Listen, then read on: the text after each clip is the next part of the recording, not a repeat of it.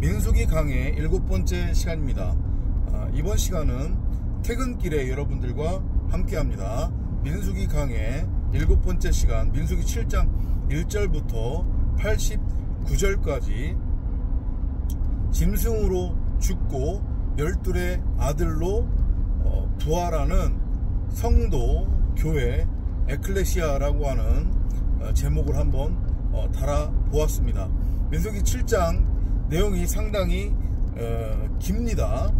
그래서 여러분들이 읽기가 거북하거나 아니면 좀 따분하거나 어렵게 느껴질 수 있는데 이거 전혀 그렇지 않습니다. 복음적 차원에서 여러분들이 이해를 하시면 그냥 간단해요.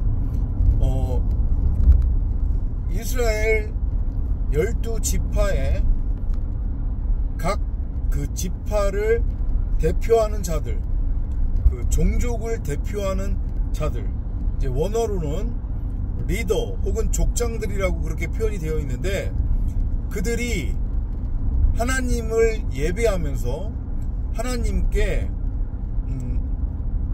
제물을 드립니다.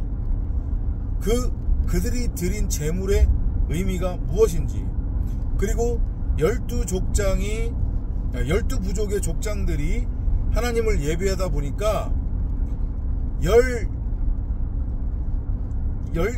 열하고도 이틀 동안 12일 동안의 예배를 드리는, 제사를 드리는 그런 그림으로 그려지고 있습니다.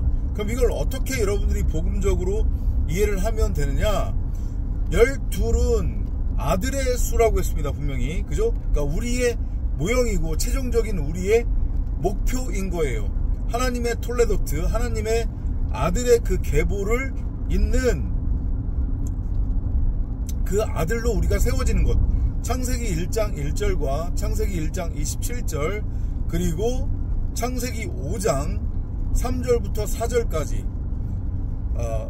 말씀 그리스도를 머리로 하는 성전으로 사람을 창조하셨느니라. 말씀이신 여호와께서 당신의 형상대로 사람을 짓되 여자인 남자, 씨가진 여자로 지으셨느니라. 아담이 130세에 자신의 형상대로 셋을 낳았느니라. 요거 다 성전하고 관련된 얘기고 하나님의 톨레도트에 관한 이야기인데, 민수기의 핵심 내용이 뭐라고 했습니까? 결국은 이 호코스모스 세상에서 71회 동안 이 광야교회에서, 이 애굽에서 나는 무엇이 선이고 무엇이 악인지 그 차이를 분별할 수 있다라고 하는 확신과 착각과 믿음으로 자기 보기 옳은 대로 자기 멋대로 자기 소견대로 규정하고 정의한 선악의 율법을 행위로 행하며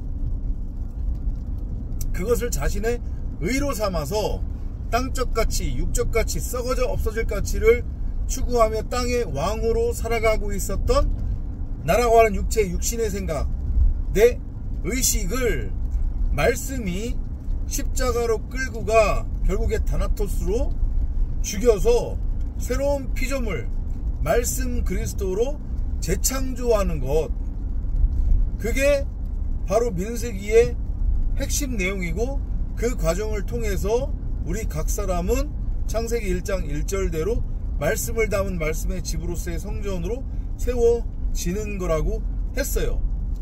그죠? 그리고 그것을 비유와 모형적으로 지금 그리고 있는 12지파의 각 족장들 혹은 리더들이 하나님을 예배하는데 12일 동안 예배를 하고, 그리고 그 하나님을 예배하기 위해서 가지고 온 그 짐승들, 이것이 의미하는 게 뭐냐? 각 족장들은 다시 한번 말씀드리지만 12지파의 각 지파를 대표하는 족장으로 그려지고 있습니다. 그러면 이게 결국 뭐냐면 모든 것들의 대표, 그것 하면 딱 떠오르는 게 뭡니까? 온전한 11조. 온전한 11조 하면 떠오르는 게 뭐예요? 그리스도 예수. 그죠? 물론 그 그리스도 예수도 말씀의 모형이긴 하지만 자, 그렇다라고 하면 12지파의 각 족장들이 하나님을 예배한다고 하는 것의 의미, 그것은 우리를 대표하는 11조로서의 예수가 우리를 대표해서, 우리를 대표한다고 하는 것의 의미는, 나는 그냥 뭐라고 해야 돼요, 그 처벌이나 아니면 그 어떤 심판에서 제외된다라는 그런 의미가 아니에요. 성경을 여러분들이 오해하시면 안 됩니다. 곡해하시면 안 됩니다. 예수가 나를 대표해서 죽었다고 하는 것이지 나를 대신해서 죽었다는 얘기가 아니란 말이에요. 11조라고 하는 것의 의미가 모든 것들 중에 대표라는 의미니까, 그러면 그것은 나도 그 대표의 일원으로서 포함이 되는 거예요. 다만 모형적으로 예수를 설명하기 위해 그 예수라고 하는 모형을 우리에게 제시하며 그 예수가 너희들의 대표로서 11조 제물로 드려진 거다, 이 얘기를 성경이 하고 있는 거거든요. 자, 그러면 다시 돌아와서요, 각 12지파의 족장들, 그러면 그들은 그리스도 예수의 모형이 되겠네요. 그죠? 그리스도 예수, 십자가에 못 박힌 그 예수는 율법의 예수, 선악을 알게 하는 선악나무로 곡해되어진 예수, 곧 나라고 하는 육체 육신의 생각, 내 의식의 모형이란 말이에요. 그죠? 그러니까 12족장을 대표하는,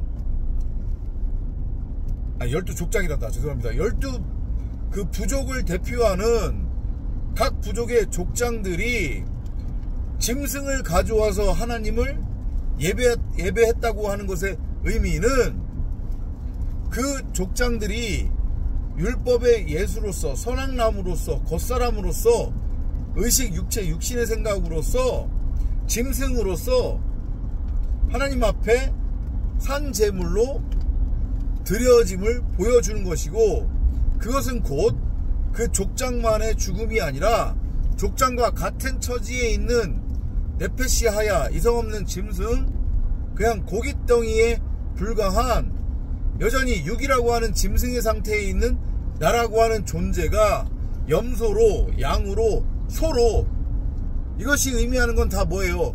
하나님의 말씀으로서의 생명나무가 내 밖에 선악을 알게 하는 선악나무로 형상화된 것, 우상화된 것을 의미하는 거니까, 그럼 그 존재는 없어져야 되는 게 맞는 거예요. 다나토스로 죽어야 되는 게 맞는 거예요. 그거의 모형으로서 지금 12족장의 대표들이 짐승을 가지고 와서 하나님을 예배하는 장면이 그려지고 있는 것이고, 그 족장이 짐승을 가져와서 하나님을 예배한다고 하는 것의 의미는 족장과 내가 하나가 되어 족장인 나를 끌고 십자가로 가서 십자가에 그 족장과 내가, 예수와 내가, 곧 내가 예수라는 얘기죠. 그죠? 예수와 함께 못 박혀 다나토스로 죽임당하는, 그리고 반드시 그렇게 말씀이 성도로서의 나를 목배임당하는 죽음으로 십자가로 끌고 가서 그 심판 종말을 통해 새로운 피조물로 세우겠다고 하는 그 그림으로 이해를 하시면 되는 거예요. 그리고 12족장들이 하나님을 예배하다 보니까 하루에 한 족장이 하나님을 예배하는 거니까, 그래서 12일 동안에 제가 드려진단 말이죠. 이것도 마찬가지로 모형적 의미로 이해를 하시면 되는 거예요. 12는 앞서서도 설명드렸지만 아들의 수입니다.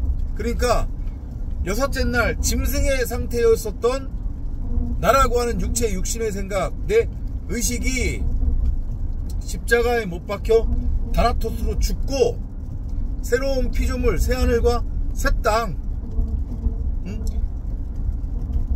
말씀을 담은 말씀의 집으로서의 성전으로 세워지는 그림으로 이해를 하시면 돼요.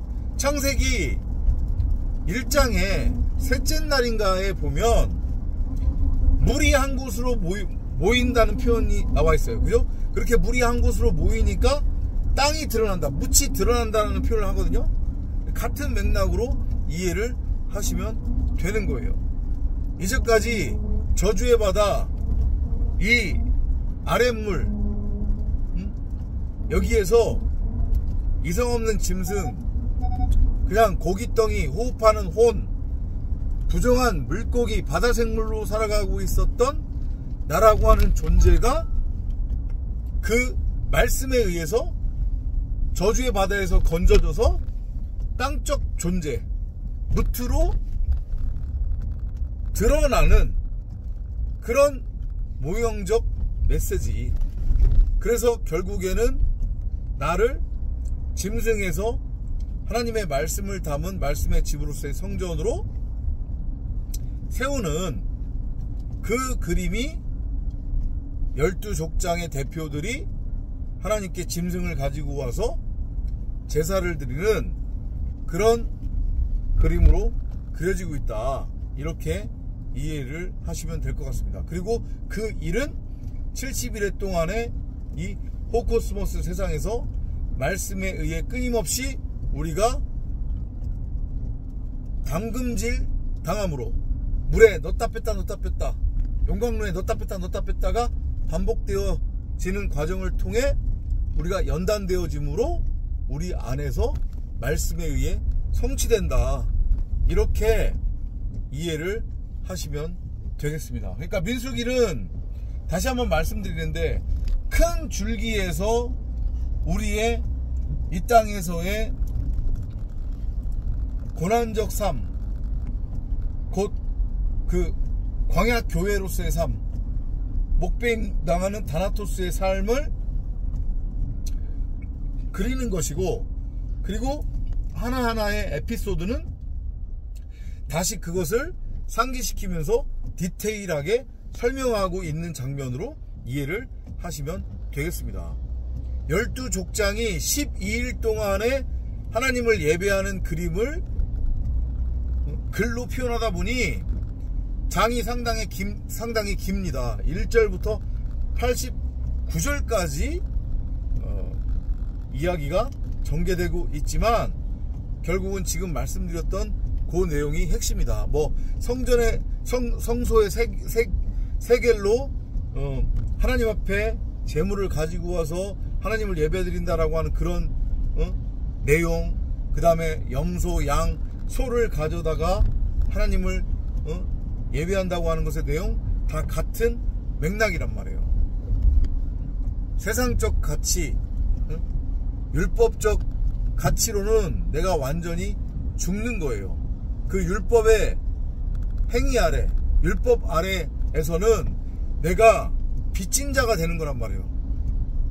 율법이라고 하는 것에 대해서 이해되죠? 무슨 얘기인지.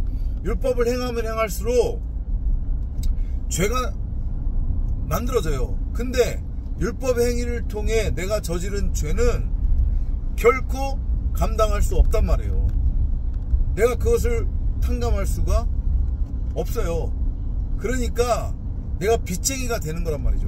그런 빚쟁이에 대해서 내가 온전하고 완전하게 죽는 거예요. 다나토스로. 생각을 해보세요. 여러분이나 제가 누군가한테 어마어마한 돈을 빌려줬다고 한번 가정을 해봅시다.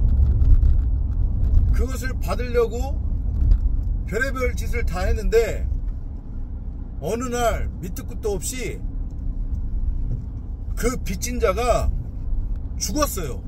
그러면 그 사람은 더 이상 나에 대해서 채무가 있는 겁니까? 그렇죠. 그 사람은 더 이상 빚을 갚을 필요가 없는 거예요. 더 이상 빚쟁이가 아니란 말이에요. 그 맥락으로 하나님을 짐승을 가지고 와서 예배드리고 성소의 세계를 세서 그 물질로 예배드린다고 하는 것의 의미를 이해를 하시면 되겠습니다. 우리가 은혜로 말미암아, 그리스도의 믿음으로 말미암아 율법에 대한 빚, 세상 가치에 대한 빚을 온전하고 완전하게 탕감받아야 비로소 짐승으로는 다나토스로 죽고 새하늘과 새 땅, 말씀을 담은 말씀의 집으로서의 성전으로 세워질 수 있음을 다시 한번 깨닫기를 바랍니다. 내용은 길지만 이렇게 간단합니다. 그죠? 다음 시간에 또 찾아뵙도록 하겠습니다. 안녕히 계십시오.